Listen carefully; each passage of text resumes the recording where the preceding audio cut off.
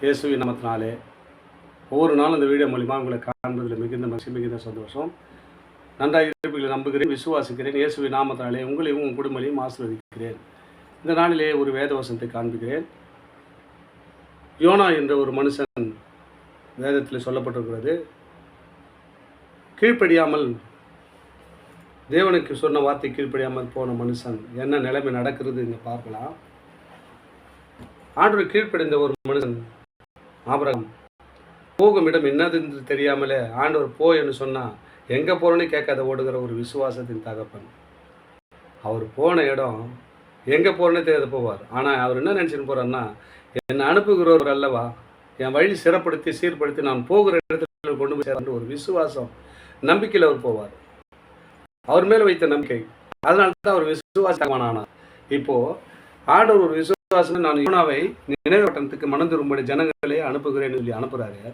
YONO என்ன பண்ணுறேன்னா மறுதளிச்சுட்டு வேறு தரிசிக்கு ஓடலான்னு சொல்லிட்டு வேறு கப்பலில் ஏறுறாரு. ஆண்டவர் என்ன சொல்லிட்டாரு, இவர் அங்கே போக மாட்டாருன்னு நல்லா தெரியும். அதுக்காக ஒரு மீன், பெரிய மீன் ஆயத்தம் பண்ணி கடல்லேருந்து இவர் மீன் போய் நினைவுப்பட்டம் துப்பும்படி கடலை தூசிந்தார். இவருக்கு தெரியாது நினைவு பட்டணத்துக்கு நம்ம போக போகிறோம்னு. நம்ம தரிசிக்கு தான் போகணும்னு கப்பலில் ஏறினார். கப்பலில் ஏறின உடனே கப்பல் பழுதாச்சு. கடலில் போனே பழுதாச்சு. என்ன பண்ண முடியும்? எதுவுமே காற்றும் காலையும் அடிச்சுனே இருக்குது, எதுவும் பண்ண முடியாது. அப்போ நம்ம போக முடியாது தான் இந்த பிரச்சனை. நம்ம அங்கே போகிறதுக்கு இப்படி வந்தோமே, நம்மளால தான் இந்த பிரச்சனை வந்துக்குது. ஏதோ கடவுள் செய்து திட்டம் நினச்சின்னு நீங்கள் இதெல்லாம் பண்ணது என்றைக்கு நான் ஒரு ஆள் போனால் நீங்களாம் நல்லா தப்பிச்சிங்க, என்னை கடலில் தூக்கி போட்டுருங்கன்னு நினைவு சொன்ன யோனா சொன்ன உடனே கடலில் தூக்கி போட்டாங்க. எல்லாம் அமைதியில் உண்டானுச்சு. அமைதியில் உண்டானே கரெக்டாக அந்த மீன் நினைவுப்பட்டில் விழுந்த என் மகன் வந்த உடனே நீ அந்த மீன் வந்து நோவை நீங்கிடுச்சு. யோனாவை மிழிங்கன்னு ஒன்று அப்படியே ராப்பகலாக 3 நாள் வயிற்றுக்குள்ளது எவ்வளோ பெரிய மீனாக இருக்கும் பாருங்கள். மிழிச்சு நினைவுப்பட்டில் போய் துப்பிச்சு. அவன் வெளியே வந்த பிறகு தான் பாருங்கள், அந்த மீன் வயிற்றில் 3 நாள் மனுஷர் பண்ண செத்துற மாட்டானா. அதுக்கு தான் சொல்கிறாரு, நான் முன்குறிச்சவனை ஒரு சேதமின்றி நான் காப்பேன். ஒருவர் அவர் புறம்பை தள்ளு, அவர் விட உயிர் காக்கிறவர். எவ்வளோ அற்புதமான கடவுள் பாருங்கள். ஒரு மீன் வயிற்றில் ஒரு மனுஷனை உள்ள 3 நாள் ராப்பகலாக 2-3 நாள் உள்ளே இருந்துக்கிறான். உள்ளே வரைக்கும் செத்து போகாது, உயிரோடு இருக்கிறான். ஏன்னா இவர் திட்டம் நிறைவேறணும். ஏசப்பா திட்டம் நிறைவேற்றணும்னு சொன்னால் நினைவப்பட்டத்தில் யோனாவை கொண்டு தான் அங்கே தீர்க்க தேசமான வார்த்தை பேசணும். அதுக்கு தான் ஒரு மனுஷனை குறிப்பிட்டார். உன்னை என்னை குறிப்பிட்டார்னா அவர் என்ன ஒரு காரியம் வந்தாலும் நம்மளை கைவிடவே மாட்டார். அவருடைய சித்தம் நம்மளை கொண்டு நிறைவேற வரைக்கும் அவர் விட்டு விலகவும் மாட்டார், கைவிடவும் மாட்டார். இப்பொழுது உறுதியாக சொல்கிறேன், அடியான் கூட பாவத்திலும் சாபத்திலிருந்து எப்படியோ நான் மாறி போனேன். ஆனால் என்ன அவர் விடவே இல்லை. அக்கிரமக்காரன், பாவத்தில் மூழ்கியிருந்தவன், இதெல்லாம் நமக்கு தேவையில்லை, சரிப்படாதுன்னு ஓடினவன். பாருங்கள், நீ தான் எனக்கு வேணும். அநேக கடவுள்கள் நம்ம போனால் நம்மளுக்கு ஆசீர்வாதங்க. நம்மளை தேடி வர கடவுள் இயேசு ஒருவர் தான். என்னை தேடி வந்த இயேசு. நம்ம எல்லோரும் தேடி போவோம் அநேக தெய்வங்களை வணங்குறதுக்கு. ஆனால் நம்மளை தேடி வருகிற ஒரே ஒரு தெய்வம் இயேசு தாங்க. நீ எங்கே இருக்கிறீ அங்கே தேடி வருவார். உனக்கு ஆறுதல் சொல்வார், உன் கண்ணீரை துடைக்கிறவர். அவர் தான் சொல்கிறார். நினைவு பட்டணத்தில் யோனா மட்டும்தான் அங்கே வார்த்தை சொல்ல வேண்டும், மனம் திரும்ப ஜனங்கள்னு சொல்லிட்டு அனுப்புகிறாரு. அவன் போட்டு மறுத்து தப்பி ஓடனா அவராரை பற்றியா விடவே இல்லை. ஒரு மீனுக்குள்ள மொழி கரை பண்ண உடனே யோனா வெளியே வந்து திரும்பி பார்த்தா என்ன தெரியுதுன்னா, நினைப்பட்டணம் போடுது கடல் கரையில்.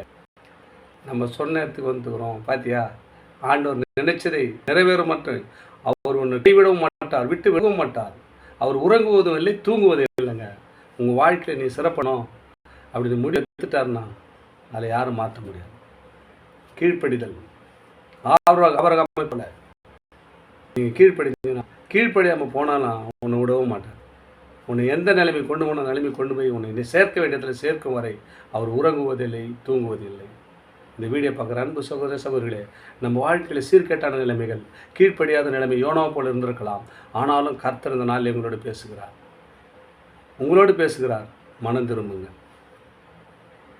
மனம் திரும்புங்கள்.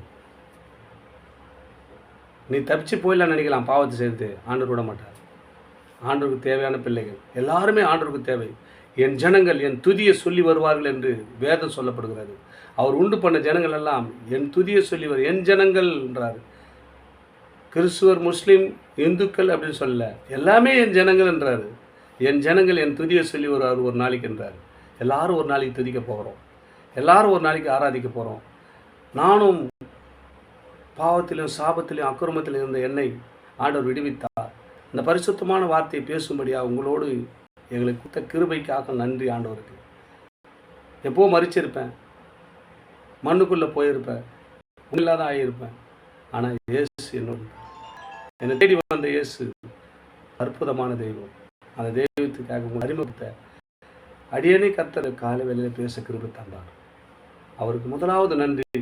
வீடியோ பார்க்குற அன்பு சகோதர சகோதரிகளே, உங்கள் வாழ்க்கைக்குள்ளே அப்படியேப்பட்ட சீர்கட்ட நிலைமை கீழ்ப்படியாமல் நிலைமை இருக்கலாம். ஆண்டவருக்காக ஒரு நேரத்தை ஒதுக்கி ஒப்பு கொடுங்க. ஆண்டவரே, என் வாழ்க்கை எப்படி இருக்குதுப்பா, நான் மறுதளிக்க மாட்டேன், உன் வார்த்தை கீழ்ப்படியாமல் மாட்டேன், உன் வார்த்தை சொல்லுங்கப்பா. நான் அந்த வார்த்தை நான் கீழ்ப்படி சொல்லும்போது ஆபிரகாமை போல அவன் சந்ததி எப்படி பெருகிச்சோ அதே மாதிரி உங்கள் வாழ்க்கை பெருகும், உங்கள் ஸ்தலங்கள் பெருகும், எல்லாம் பெருகும். ஆசீர்வாதம் நடத்த அவர் வல்லவராக இருக்கார். தொடர்ந்து இந்த வீடியோ பாருங்கள். என் வசனத்தை இந்த வீடியோ பார்த்து இந்த வசனத்தை கேட்கணும், இந்த வார்த்தை கேட்கணும் இருந்தால் பவுல் சேகர்னு சொன்னு யூடியூப் சேனலில் பவுல் சேகர் அப்படின்னு மென்ஷன் பண்ணுங்கள். மென்ஷன் பண்ணிட்டு லிங்க் பண்ணினா என்னுடைய வீடியோ வந்துடும். வந்த உடனே சப்ஸ்கிரைப் பண்ணிவிடுங்க. நான் போடுற எல்லா வீடியோவும் உங்களுக்கு பிரயோஜனமும் தேவனுடைய நாமத்தை மயப்படுத்த அது ஏதுவாக இருக்கும். ஆமேன். God bless you.